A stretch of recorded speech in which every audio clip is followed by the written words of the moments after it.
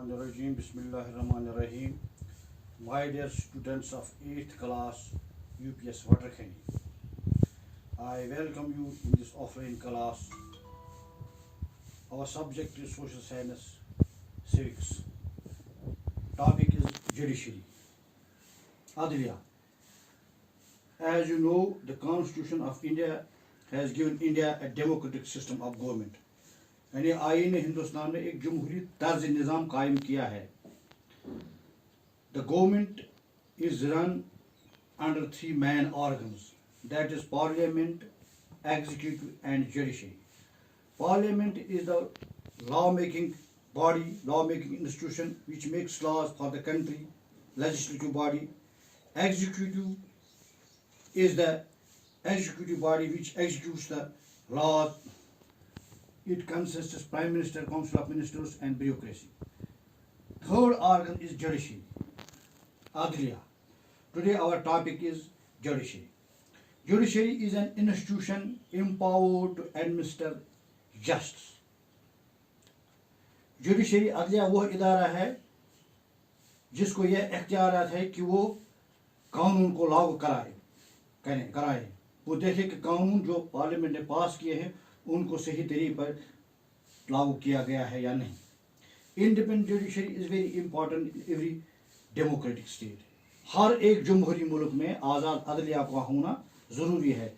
इसी तरह हिंदुस्तान भी एक जमहूरी मुल्क पे है, यहाँ पर भी एक आज़ाद अदलिया निज़ाम कायम है.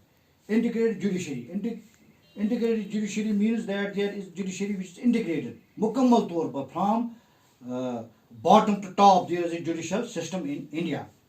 It includes Supreme Court. Supreme Court is the highest judicial authority in India.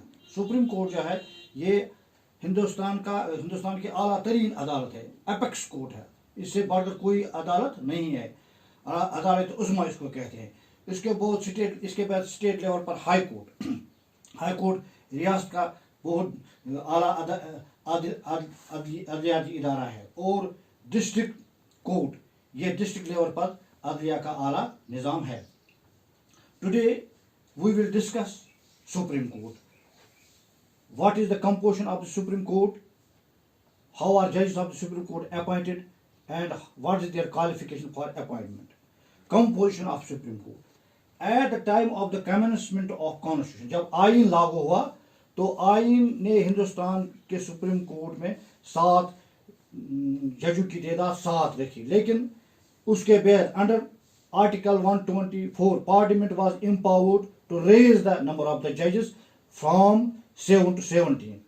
And in 1986 the number of judges was raised from 17 to 25, and it was again raised from 25 to 30, and now at the present the number of the judges of Supreme Court is 30 and a Chief Justice. That means including Chief Justice, there the number of the judges of the Supreme Court is 31.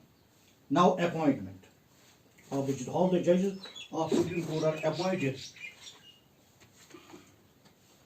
The judges of the Supreme Court of India is appointed by the President in the consultation with the judges of the Supreme Court and High Courts as he may deem fit. यानी supreme court के जजों को कैसे appoint किया जाता है. Appointment यानी president supreme court के चीफ जस्टिस के साथ मशवरा करके सुप्रीम कोर्ट के जजों को अपॉइंट करता है. और इनकी क्वालिफिकेशन क्या होनी चाहिए. A candidate for appointment as a जज of Supreme Court must fulfil the following qualifications. Number 1, he should be a citizen of India. First qualification, he should be a citizen of India. वो एक हिंदुस्तान का शहरी होना चाहिए. Must have been a judge of one or more high courts for 5 successive years, or must have been an advocate of one or more high courts for 10 years. और दूसरी qualification है यह है कि वो किसी हाई कोर्ट का जज होना चाहिए 5 साल तक, और या किसी हाई कोर्ट में उसने वकालत की होगी, प्रैक्टिस होगी 10 साल तक का उसका तजुर्बा हो. If in the opinion of the president he is a distinguished jurist. और हिंदुस्तान के सदर की नज़रों में वो एक आला तरीन कानूनदान होना चाहिए, उसी को अपॉइंट किया जाता है जज. Tomorrow we will discuss the powers of Supreme Court.